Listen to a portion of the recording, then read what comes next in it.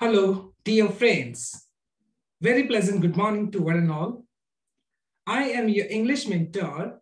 Welcome back to my channel. Today, we are going to study part number 7, common errors from all the competitive exams. Before we proceed, I would like to request to you all, I have uploaded first 6 parts of this particular series. If you have not watched those videos, you will have an I button above this video. Please click at that button and watch the first 6 videos. In this particular session, we are going to study 50 common errors associated with some grammar rules. So let us start this particular session without any further delay.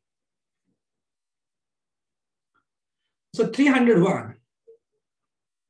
He walked 10 miles by foot.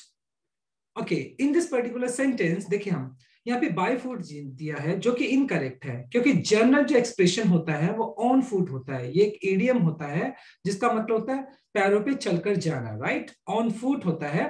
So bye is incorrect, तो यहाँ पर हमें on लगाना है. Next sentence पे move करते हैं. He is good in mathematics but his friend isn't. देखें, जब आप बात करते हो गुड की या बैड की, तो वहां पर हम जनरली एट प्रेपोजिशन का यूज करते हैं. तो यहां पर इन नहीं आएगा बल्कि एट आएगा. क्या आएगा? He is good at mathematics, he is good at English, he is bad at English likewise. So instead of writing in we have to write at. तो हमें एट लिखना है. देखें, साथ के साथ मान लो अगर आपको एक वर्ड मिलता है वीक, तो वहां पर आप एट नहीं लगाएंगे, वहां पर आप लगाएंगे इन. अगर मान लो मैंने इस सेंटेंस को बोलता he is weak at mathematics, तो ये इनकरेक्ट हो जाता है, यहाँ पे इन लगता फिर आपका. तो गुड और बैड जो होता है वो आपके साथ एट ले लेता है, लेकिन वीक जो होता है वो अपने साथ इन लेकर चलता है. Bye noon the fog cleared completely. देखिए, बाय नून जब आप जनरली क्या होता है, जब आप एक स्पेसिफिक टाइम को बता देते हो तो उस पर्टिकुलर सेंटेंस को हम दो तरीके से मेंशन कर सकते हैं. अगर मैं सेंटेंस को पास्ट का मान के चल रहा हूं तो इसका मीनिंग होगा कि नून तक फॉग चला गया था, क्लियर हो गया था. तो इट मींस ये पास्ट परफेक्ट का स्ट्रक्चर फॉलो करेंगे हम यहाँ पे. द फॉग हैड क्लियर, क्या होना चाहिए था? Fog had clear. Had plus third form हमने यूज कर लिया क्योंकि पास्ट परफेक्ट का स्ट्रक्चर है. लेकिन अगर मैं इसको फ्यूचर का मानूं कि मतलब बाय नून तक फ्यूचर, मतलब बाय नून तक क्या हो जाएगा? फॉग है ना, क्लियर हो जाएगा. तो अगर मैं फ्यूचर का मान के चलता हूं तो मैं इस स्ट्रक्चर को फॉलो करूंगा, will have plus third form follow कर लूंगा. ठीक है, तो मैं इसी सेंटेंस को ऐसे ही बोल सकता हूं, by noon the fog will have cleared completely. Right, let's move on to our next sentence. Ahmed has been watching the Oscar nominated film 3 times. देखिए, अहमद ने ये मूवी है वो 3 बार ऑलरेडी देख चुका है या देख ली है. तो यहाँ तो हम क्या हैज बीन वॉचिंग यूज नहीं करेंगे, बल्कि हम क्या यूज करेंगे? प्रेजेंट परफेक्ट का स्ट्रक्चर यूज करेंगे. और प्रेजेंट परफेक्ट में आप क्या जनरली स्ट्रक्चर यूज करते हो? या हैज या हैव, और उसके बाद वर्ब की थर्ड फॉर्म हम लगा देते हैं. राइट, अब हैज किसके साथ लगता है? जब हम सिंगुलर सब्जेक्ट की बात करते हैं, ये सिंगुलर सब्जेक्ट हो गया आपका, तो यहाँ पर हमने हैज यूज कर लिया. अब वर्ब की थर्ड फॉर्म भी यूज करनी है, तो वॉचिंग की बजाय हम यहाँ पे क्या कर लेंगे? वॉस्ट यूज कर लेंगे, वॉस्ट. So this is the correct answer. Let's move on to our next question. The police has arrested him on the charge of theft. देखिए, पुलिस को हम प्लूरल काउंटेबल ट्रीट करते हैं, ना कि सिंगुलर. अगर हम इसको प्लूरल काउंटेबल ट्रीट करते हैं तो वर्ब भी प्लूरल लेगा अपने साथ. So instead of writing has, we have to write have. Have is the correct answer. तो have यहाँ पे correct answer हो जाएगा. Let's move on to our next question. The period between 1991 to 1995 was very significant in my life. देखिए, हम between के साथ जो हम यूज करते हैं उसके साथ एंड का पेयर होता है. बिटवीन के साथ आप एंड का पेयर यूज करते हो और फ्रॉम के साथ आप टू का पेयर यूज करते हैं. तो यहाँ पर देखो, इसको सेंटेंस को दो तरीके से करेक्ट कर सकते हैं. या तो हम टू की जगह पे एंड लगा दें, या फिर बिटवीन की जगह हम फ्रॉम लगा दें. ठीक है, सो बिटवीन अपने साथ एंड लेके चलता है, फ्रॉम अपने साथ टू लेकर चलता है. Both me and my sister went to boarding school. देखें, जब आप एंड के साथ दो सब्जेक्ट को कनेक्ट करते हैं, अगर वो वर्ब से पहले हैं, they should be in subjective case. अब देखो, मी यहाँ पर ऑब्जेक्टिव केस में दिया है जो कि इनकरेक्ट है. होना क्या चाहिए था? आई होना चाहिए था. Both I and my sister is the correct answer. Let's move on to our next question. Time and tide wait for none. देखिए ये बहुत इंटरेस्टिंग क्वेश्चन है। जनरली क्या होता है, जैसे मैं आपको कुछ कॉमन पेयर्स बताता हूं जो कि सिंगल आइडिया को प्रेजेंट करते हैं। जैसे अगर मैं बात करूं slow and steady, horse and carriage, butter bread and butter, तो ये जनरली क्या चीज को बता रहे हैं, ये आपके एक सिंगल आइडिया को प्रेजेंट कर रहे हैं। लेकिन यहां पर देखो टाइम और टाइड ये दोनों अलग अलग आइडियाज को प्रेजेंट कर रहे हैं। ठीक है, जब आपके दो नाउन सिंगल आइडिया को प्रेजेंट करते हैं तो वो उनको सिंगुलर ट्रीट किया जाता है। जैसे हम बोलते हैं slow and steady wins the race, बोलते हैं ना कि विन द रेस, क्योंकि वो एक सिंगल आइडिया को प्रेजेंट करते हैं।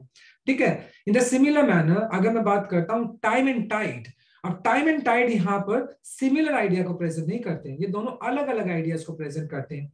अगर ये अलग अलग आइडियाज को प्रेजेंट करते हैं तो फिर हम इनको प्लूरल ट्रीट कर लेते हैं, तो इसलिए वेट होता है ना कि वेट्स, तो यहाँ पे वेट हो जाएगा। तो ये करेक्ट आंसर वेट ऑलरेडी दिया है इन्होंने, तो यहाँ पे नो एरर हो जाएगा। राइट, नेक्स्ट सेंटेंस देखते हैं हम।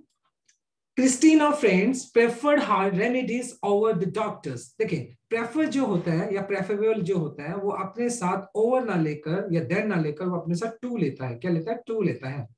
तो क्या हो जाएगा? Preferred hard remedies to the doctors, ये होना चाहिए था। Those who are in power have to be sensitive of the suffering of the poor, right? देखो sensitive जो होता है वो अपने साथ preposition to लेकर चलता है, ना कि of, तो यहाँ पर sensitive to होना चाहिए।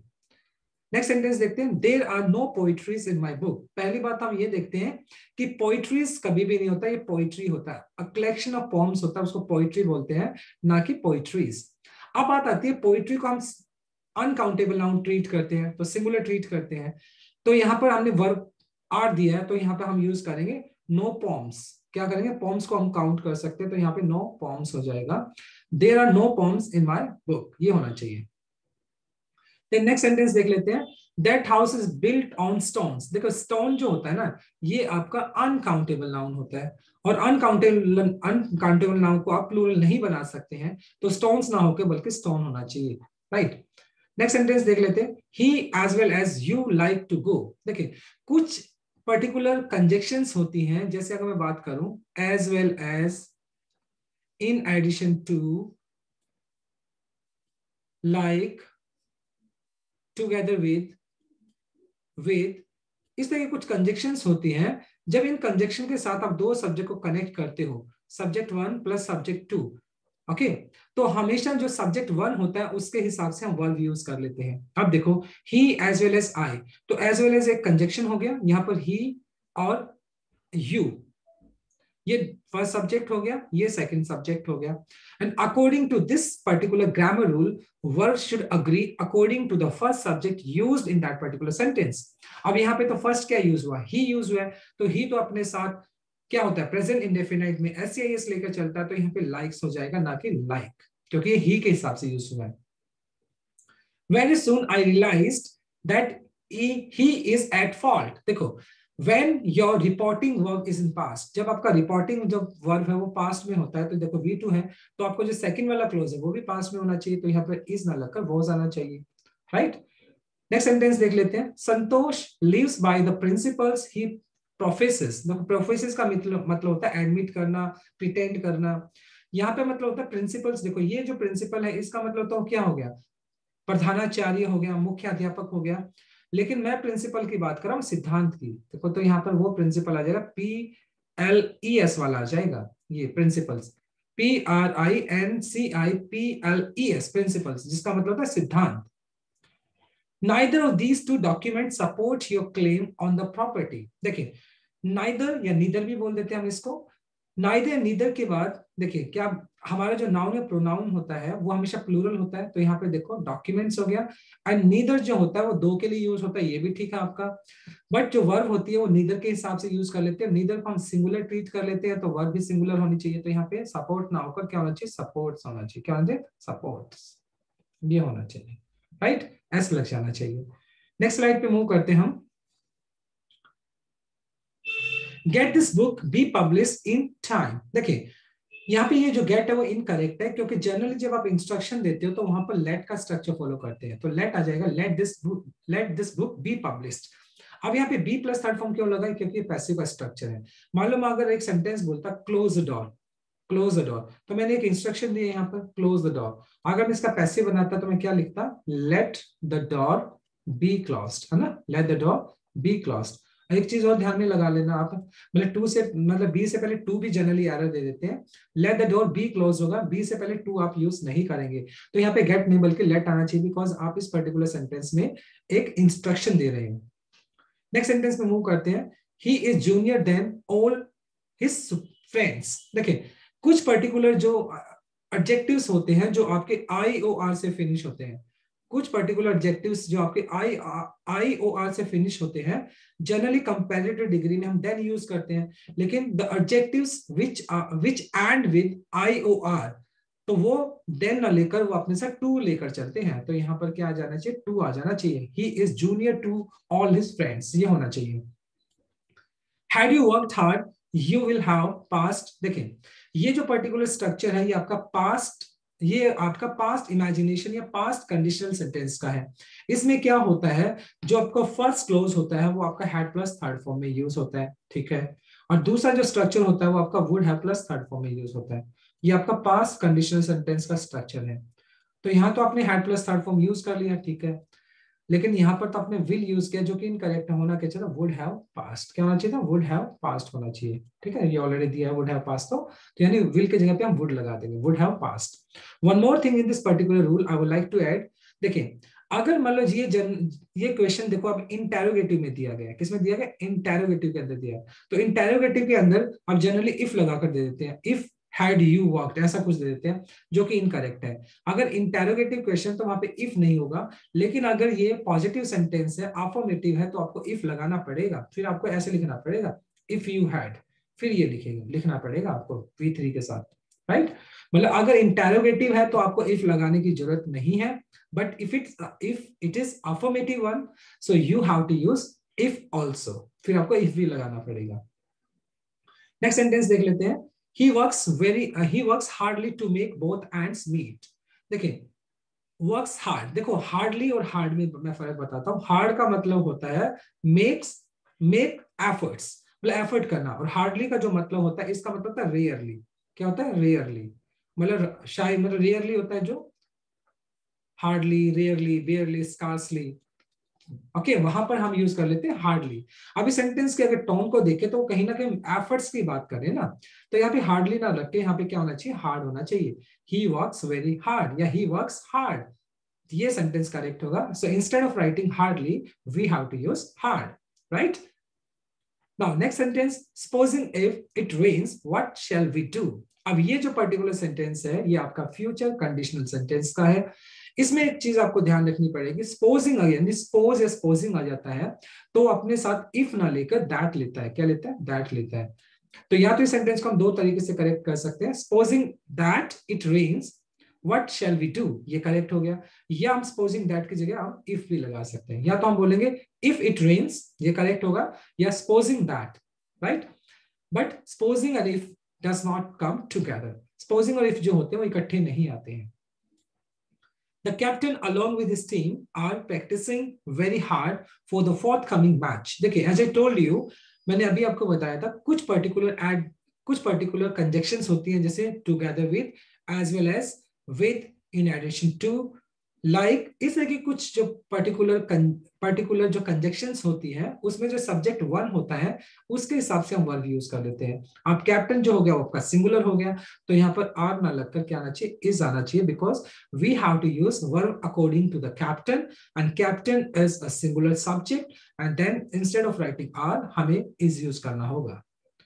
नेक्स्ट सेंटेंस देख लें, it was him who came running into the classroom. देखें अब जनरली जब आपका कोई सेंटेंस इट इज या इट वाज, यानी जब आपका कोई स्ट्रक्चर, कोई पर्टिकुलर सेंटेंस इट इज से स्टार्ट होता है, इट वाज से स्टार्ट होता है, तो उस केस में हम सब्जेक्टिव क्या यूज कर लेते हैं, सब्जेक्टिव प्रोनाउन का यूज करते हैं, ना कि ऑब्जेक्टिव का। तो यहाँ पर हिम ना आकर ही आना चाहिए, क्या आना चाहिए, ही आना चाहिए। और यहाँ पे हु जो है वो एक रिलेटिव प्रोनाउन है, क्या है, रिलेटिव प्रोनाउन है। तो सेंटेंस क्या बन जाएगा, it was he who came into the classroom, right. ये सेंटेंस करेक्ट हो जाना चाहिए आपका। नेक्स्ट स्लाइड पे मूव करते हैं। द कैपिटल ऑफ ये man is situating 2100 meters above the sea level, right? देखिए, तो ये जो सिचुएटिंग है ये तो आपका V1 प्लस ing यानी प्रोग्रेसिव वर्ब है, ये तो कॉन्टिन्यूस को शो कर रहा है, लेकिन हम यहाँ पे हमें तो यहाँ पे एडजेक्टिव यूज करना है, तो या इंस्टेड ऑफ राइटिंग सिचुएटिंग हमें क्या यूज करना पड़ेगा, सिचुएटेड यूज करना पड़ेगा, सिचुएटेड। नेक्स्ट सेंटेंस देख लेते हैं। Ram was senior to Sam in college. देखिए, कुछ पर्टिकुलर जो एडजेक्टिव आपके आई ओ आर से खत्म होते हैं, तो इंस्टेड ऑफ राइटिंग देन हम उनके साथ कंपैरिजन में टू यूज कर लेते हैं, जो कि टू करेक्ट है, तो इस सेंटेंस में नो एरर हो गया आपका। I am going to have this certificate attest by the director. देखिए, जब कोई काम आप खुद ना करके किसी और से कराते हैं, तो वहां पर हम एक पर्टिकुलर स्ट्रक्चर को फॉलो करते हैं। देखो, वहां पर होता है गेट समथिंग, यानी उस चीज का नाम आ जाता है, और उसके बाद V3 यूज कर लेते हैं, या हैव बी, गेट की जगह हम हैव बी यूज कर लेते हैं। देखो, I am going to have this certificate, मतलब I am going to have this certificate attest, यानी मैं इस सर्टिफिकेट को अटेस्ट कराने जा रहा हूँ ना डायरेक्टर के पास। I am going to have, यहाँ पे हैव की जगह गेट भी हो सकता है, हैव भी हो सकता है। तो जब कोई काम जनरली आप खुद ना करके किसी और से कराते हैं, तो गेट समथिंग डन का हम स्ट्रक्चर फॉलो करते हैं। तो देखो, यहाँ पे हैव का भी कर सकते हैं, गेट या हैव दोनों का मीनिंग सेम होता है यहाँ पर। तो देखो, गेट सर्टिफिकेट उस चीज का नाम हो गया, तो यहाँ पे वर्ब भी तो थर्ड फॉर्म होनी चाहिए ना आपकी, तो यहाँ पर अटेस्टेड हो जाएगा, क्या हो जाएगा, अटेस्टेड हो जाएगा। तो करेक्ट आंसर हो जाएगा, I am going to have this certificate attested, I am going to get this certificate attested, दोनों का सिमिलर मीनिंग होता है, right? So get it done या हैव इट डन भी हो सकता है, यानी गेट हैव, उसके बाद उस पर्टिकुलर चीज का नाम आ जाता है, और फिर उसके बाद वर्ब की थर्ड फॉर्म हम लगा देते हैं। Ravi told his friend to buy a car, right? देखो, टोल्ड जो होता है वो जस्ट अपने बाद क्या लेता है, वो हमेशा अपने साथ ऑब्जेक्ट लेकर चलता है, तो यहाँ पे जो टू है वो इनकरेक्ट हो गया। I would accept the offer if I were you। देखिए, ये जो पर्टिकुलर स्ट्रक्चर है ये आपका प्रेजेंट कंडीशनल सेंटेंस का है। तो प्रेजेंट कंडीशनल सेंटेंस के अंदर आप जब इमेजिनेशन करते हो, तो सब्जेक्ट चाहे कोई भी हो, वहां पर आप V2 यूज कर लेते हो, यानी यहाँ पे वर यूज करेंगे।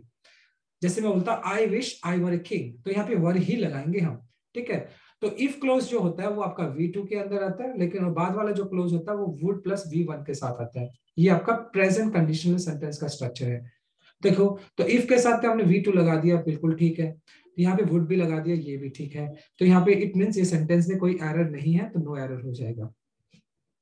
आई am more lonier than I was in USA। देखो, ये जो पर्टिकुलर सेंटेंस है it belongs to comparative degree, and according to grammar rule we cannot use two comparative degree together। हम दो comparative degrees को एक साथ यूज नहीं कर सकते हैं। मोर भी एक comparative डिग्री है, लॉन्लियर भी एक comparative डिग्री है, तो यहाँ पे मोर यहाँ पर सुपरफ्लुअस एक्सप्रेशन है जो कि हटना चाहिए यहाँ से, we have to remove more. The correct answer is I am lonelier here than I was in the USA। Next sentence देख लेते हैं। May I know to whom I am speaking. एक चीज आपको ध्यान में रखनी होगी, जो हु होता है, हु को हम सब्जेक्टिव केस मानकर चलते हैं, और हुम जो होता है वो अपने साथ, मतलब उसको हम ऑब्जेक्टिव केस मानकर चलते हैं। और अगर आप देखें, जो टू है वो एक प्रेपोजिशन है, और प्रेपोजिशन के बाद जनरली हम क्या यूज कर लेते हैं, ऑब्जेक्टिव केस यूज कर लेते हैं। तो यहाँ पर हु ना लगकर क्या आना चाहिए, हुम आना चाहिए। क्या आना चाहिए, हुम, right? This custom has come down since times immemorial। देखो, since time immemorial, पहले हमें ये समझना होगा since कहां से यूज करते हैं। since जब कभी आप एक अनकाउंटेबल या पॉइंट ऑफ टाइम की बात कर लेते हो, पॉइंट ऑफ टाइम की जब बात करते हैं, तो वहां पे हम since यूज कर लेते हैं, ठीक है? इमेमोरियल का जो मीनिंग होता है उसका मतलब होता है बिगनिंग। क्या होता है, बिगनिंग। जब किसी चीज की स्टार्टिंग होती है उसको हम बोलते हैं इमेमोरियल। तो यहाँ पे जो टाइम्स है ना, मतलब बिगनिंग अनकाउंटेबल की बात करें, तो अनकाउंटेबल है, तो यहाँ पर ये जो टाइम्स दिया वो इनकरेक्ट दिया है, तो होना चाहिए टाइम होना चाहिए। तो इस सेंटेंस को करेक्ट करने के दो तरीके हैं। This custom has come down since time immemorial भी बोल सकते हैं हम, या फिर फ्रॉम भी बोल सकते हैं, फ्रॉम टाइम इमेमोरियल भी बोल सकते हैं, राइट? तो यहाँ पे since time immemorial is the correct answer.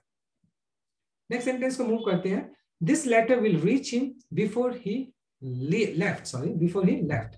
अब ये जो पर्टिकुलर सेंटेंस है आपका, ये आपका सेंटेंस फ्यूचर कंडीशनल सेंटेंस को बताता है, जिसमें जिसके साथ कंडीशन लगती है, जिस भी पर्टिकुलर सेंटेंस के साथ कंडीशन लगती है वो हमेशा फ्यूचर कंडीशनल सेंटेंस के अंदर आपका प्रेजेंट में होना चाहिए, और बाद वाला जो क्लोज है वो विल प्लस फर्स्ट फॉर्म में होगा। तो ये देखो विल प्लस फर्स्ट फॉर्म में तो हमने यूज कर लिया, ठीक है ये तो, लेकिन कंडीशन तो इसके साथ लिखी है ना, बिफोर ही लेफ्ट लिखा है, जो कि इनकरेक्ट है क्योंकि सेंटेंस आपका फ्यूचर कंडीशनल सेंटेंस का है, और फ्यूचर कंडीशनल सेंटेंस में जिसके साथ कंडीशन लगती है, आपको पता कैसे चलेगा कंडीशन किसके साथ लगती है? जनरली जिसके साथ एडवर्ब से सेंटेंस किया जाता है स्टार्ट, कोई भी एडवर्ब से जो कि किसी कंडीशन को शो करती है, तो कंडीशनल सेंटेंस हो गया। तो कंडीशनल के अंदर, फ्यूचर इमेजिनेशन के अंदर जिसके साथ कंडीशन लगती है तो वो सेंटेंस आपका प्रेजेंट इंडेफिनाइट में होना चाहिए। तो यहाँ पर लीव्स हो जाएगा, क्या हो जाएगा? Leaves. This letter will reach him before he leaves for Delhi, ये हो जाना चाहिए। We stayed for a short time in the hotel. देखिए मतलब हम एक स्पेसिफिक होटल की बात नहीं करें, एक जनरल होटल की बात करें, क्योंकि हमने कोई होटल का नाम भी नहीं दिया है, हम थोड़े टाइम के लिए एक होटल में रुके। So it means we are talking about in general. तो जब हम जर्नल की बात करें तो हम डेफिनाइट आर्टिकल यूज ना करके हम आर्टिकल अ का यूज करेंगे, right. Students are prohibited to bring cycles into the college. पहली बात हमें ये देखना पड़ेगा, जो प्रोहिबिटेड है ये अपने साथ प्रेपोजिशन फ्रॉम लेकर चलता है, तो यहाँ पे टू नहीं लगेगा। और दूसरी बात, प्रेपोजिशन के बाद आपको जीरेंट केस यूज करना होता है, तो यहाँ पर ब्रिंगिंग आ जाएगा, क्या आ जाएगा? ब्रिंगिंग हो जाएगा, राइट। तो यहाँ पे फ्रॉम की, टू की जगह फ्रॉम लगाएंगे और उसके बाद ब्रिंग की जगह में ब्रिंगिंग करना होगा। Unless you are careful you are bound to make mistake in your work. अब देखो you want to make mistake, mistake जो होता है वो काउंटेबल नाउन होता है। अब अ मिस्टेक आना चाहिए, क्योंकि आप मिस्टेक जो है सिंगुलर दिया हुआ, तो यहाँ पर अ मिस्टेक आना चाहिए, या तो अ मिस्टेक आना चाहिए। अगर प्लूरल दे रहे हो तो फिर हमें आर्टिकल की जरूरत नहीं है, तो हम बोल सकते हैं मेक मिस्टेक्स, मेक मिस्टेक्स बोल सकते हैं। अगर आपका मिस्टेक सिंगुलर काउंटेबल नाउन दिया है तो अ मिस्टेक होना चाहिए। Due to the heavy rains the ship drowned into middle of the ocean. देखिए यहाँ पे जो ड्रॉन्ड है ये इनकरेक्ट दिया है, क्यों दिया है? जब आप ह्यूमन बीइंग की बात करते हैं, ह्यूमन बीइंग के डूबने की बात करते हो ना, तो वहां पर तो हम ड्रॉन यूज कर लेते हैं, लेकिन जब आप बात करते हैं नॉन लिविंग के डूबने की, तो वहां पे हम सिंक यूज करते हैं। क्या यूज करते हैं? सिंक यूज करते हैं। तो यहाँ पे सेकंड फॉर्म हम सैंक यूज करेंगे। क्यों यूज करेंगे? बिकॉज जब आप नॉन लिविंग की बात करते हैं तो वहां पे हम सिंक यूज करते हैं, और सिंक का सेकंड फॉर्म होता है सैंक, तो यहाँ पे सैंक आ जाएगा। Death of his only son made Mohan desolate hopeless. अब देखो यहाँ पे जनरली देखो हम क्या होता है, डेथ एक एब्स्ट्रैक्ट नाउन हो गया, और एब्स्ट्रैक्ट नाउन के साथ हम कोई आर्टिकल यूज नहीं करते हैं। लेकिन जब आपका एब्स्ट्रैक्ट नाउन किसी प्रेपोजिशन साथ लेकर आता है तो वो फिर डेफिनाइट बन जाता है, तो उस चक्कर में हमें फिर उसके साथ आर्टिकल द लगाना पड़ता है। जैसे the death of his only son is the correct answer. Similar अगर मैं बोलता हूँ जैसे ऑनेस्टी, ऑनेस्टी भी आपका एब्स्ट्रैक्ट नाउन है, लेकिन अगर मैं बोलूँ the honesty of Ram, the honesty of Ram. अब देखो मैं किसकी ऑनेस्टी की बात कर रहा हूँ? राम की, तो यानी स्पेसिफिक हो गया, तो हमने आर्टिकल द लगा दिया, और जो कि एक प्रेपोजिशन साथ लेकर आया है, तो वही स्ट्रक्चर हमने यहाँ पे भी फॉलो किया है। Let's move on to next slide. He fell heavily and this caused him great pain. देखिए a great pain is the correct answer। मतलब जब आपको एक बहुत हेल्थ इनकन्वीनियंस का सामना करना होता है तो वहां पे हम यूज करेंगे अ ग्रेट पेन। यहाँ पे होना क्या चाहिए था? अ ग्रेट पेन होना चाहिए था। पेन यहाँ पर हमने काउंटेबल नाउन की तरह ट्रीट किया है, जो कि आपकी फिजिकल इनकन्वीनियंस को बता रहा है। नेक्स्ट सेंटेंस को देखते हैं। When I met him the couple of days he was writing a new book. देखो जनरल जो एक्सप्रेशन होता है द कपल ऑफ डेज नहीं होता, बल्कि क्या होता है? अ कपल ऑफ डेज होता है, अ कपल ऑफ डेज। तो यहाँ पर आर्टिकल अ लगेगा। In his old age, a person is likely to get more weak by day। देखो जब आप बात करते हो, जब आप किसी पर्टिकुलर एक सिचुएशन को बताते हो, जिसमें सिचुएशन क्या होती है, जब कंटिन्यू सिचुएशन चलेगी, तो वहां पर आप जनरली कंपैरेटिव डिग्री का यूज कर लेते हैं। तो कंपैरेटिव डिग्री के अंदर यहाँ पे मोर नहीं लगकर क्या आएगा? देखो in his old age a person is likely to get weaker day by day आएगा ना। जब आप एक पर्टिकुलर एक सिचुएशन को बताते हो, ये सिचुएशन क्या करेगी? आगे ऐसे ही चलती रहेगी, दिन ब दिन ऐसे बढ़ती चली जाएगी। जैसे अगर मैं बोलता हूं the weather is getting colder day by day, colder हो जाएगा यहाँ पर। क्यों? क्योंकि वो सिचुएशन को बता रहा है कि ये ऐसी सिचुएशन में चलता रहेगा, आगे भी बढ़ता रहेगा। तो यहाँ पर वीक ना लगकर क्या आ जाएगा? वीकर हो जाएगा। क्या हो जाएगा? Weaker. Weaker is the correct answer. You are always doing this mistake. देखो मिस्टेक जो होता है वो अपने साथ डूइंग नहीं बल्कि क्या लेता है, मेक लेता है, क्या लेता है, मेक लेता है। तो यहाँ पे क्या हो जाएगा, you are always making this mistake, तो यहाँ पे मेकिंग यूज कर लेंगे हम। He has large family to take care. अब देखो, जो टू केयर मतलब अगर मैं बात करता हूँ केयर के बाद हम यूज जनरली या तो करते हैं केयर ऑफ यूज करेंगे या केयर फॉर यूज करेंगे, मतलब जिसका मतलब होता है लुक आफ्टर। तो सेंटेंस हो जाएगा he has a large family to take care of, या he has a large family to take care for, जिसका मतलब होता है लुक आफ्टर, किसी का क्या करना, टेक केयर करना, किसी का मतलब देखभाल करना। In that case we have to use this particular sentence. Next sentence को देखते हैं। These poisonous gases will affect our health। देखो जो इफेक्ट होता है ये नाउन होता है, और इस पर्टिकुलर सेंटेंस में हमें नाउन नहीं बल्कि हमें क्या चाहिए, एक वर्ब चाहिए। तो वर्ब जो होती है वो अफेक्ट होती है, क्या होती है, अफेक्ट होती है। नेक्स्ट सेंटेंस को देखते हैं। The only Indian to win the Nobel prize for the literature was Rabindranath Tagore. देखिए जब कभी आप फील्ड ऑफ स्टडी की बात करते हो, फील्ड ऑफ स्टडी की बात करते हो, तो वहां पर आप आर्टिकल यूज नहीं करते हैं। तो यहाँ पे हम फील्ड ऑफ स्टडी की बात करें, लिटरेचर की बात करें, तो यहाँ पर आर्टिकल द नहीं लगेगा, तो नोबेल प्राइज ही होगा सिर्फ। नेक्स्ट सेंटेंस को मूव करते हैं हम। I told him that I availed the opportunity. देखो जो अवेल जो होता है वो एक ऐसी वर्ब है जो अपने साथ रिफ्लेक्सिव प्रोनाउन लेकर आती है। तो यहाँ पर I told him that I availed, अब अवेल्ड के बाद हमें रिफ्लेक्सिव प्रोनाउन भी लगाना होगा, तो यहाँ पर I availed myself, I availed myself the opportunity, ये होना चाहिए ना, आई अवेल्ड माई सेल्फ, क्योंकि ये रिफ्लेक्सिव प्रोनाउन लेकर चलता है अपने साथ। I think he owns an expensive painting by Hussain, right. देखिए ऑन का मतलब किसी चीज को पजेस करना, एन एक्सपेंसिव, एक्सपेंसिव यहाँ पर एडजेक्टिव हो गया, पेंटिंग यहाँ पे नाउन हो गया, ठीक है। बाय हुसैन, किसकी पेंटिंग है, हुसैन, हुसैन सर की पेंटिंग है। तो ये सेंटेंस करेक्ट हो गया, नो एरर हो जाएगा यहाँ पर। It is time we should have done something useful. देखो जब आपका ये स्ट्रक्चर होता है या कोई पर्टिकुलर सेंटेंस आपका इस फ्रेज से स्टार्ट होता है, इट इज टाइम, तो बाद वाला जो सेंटेंस होता है वो आपका subject plus V2 plus object, ये स्ट्रक्चर आपको फॉलो करना होता है। लेकिन यहाँ तो हमने शुड हैव डन ऐसा कुछ किया जो कि इनकरेक्ट है। होना क्या चाहिए था, it is time we did, क्या होना चाहिए था, we did something useful is the correct answer. क्योंकि जब आपको कोई particular sentence it is time के साथ स्टार्ट होता है तो बाद वाला सेंटेंस आपको V2 में यूज करना होता है। It means we have to use in past indefinite. He will tell you about it when he will come back। देखिए he will tell you about it when he will come back। अभी मैंने आप लोगों को बताया था कि generally क्या होता है, जिस पर्टिकुलर सेंटेंस के साथ कोई एडवर्ब लगी होती है जो कंडीशन को शो करता है, तो वो आपका फ्यूचर में नहीं आता बल्कि वो प्रेजेंट में यूज करना होगा आपको। तो यहाँ पे विल नहीं आएगा बल्कि क्या आएगा, कम्स आएगा। क्यों कम्स आएगा, क्योंकि आपका जो सब्जेक्ट है वो थर्ड पर्सन है, इट मींस ही, और ही प्रेजेंट इंडेफिनाइट में अपने साथ SCIS ले लेता है, तो ही कम्स हो जाएगा। नेक्स्ट सेंटेंस को देख लेते हैं। A large sign near the entrance warns the visitor to beware about bears। देखिए जो beware होता है वो अपने साथ preposition about नहीं लेता बल्कि of लेता है।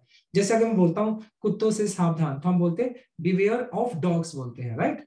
तो beware जो होता है वो अपने साथ of preposition को लेकर चलता है, ना कि about को, राइट।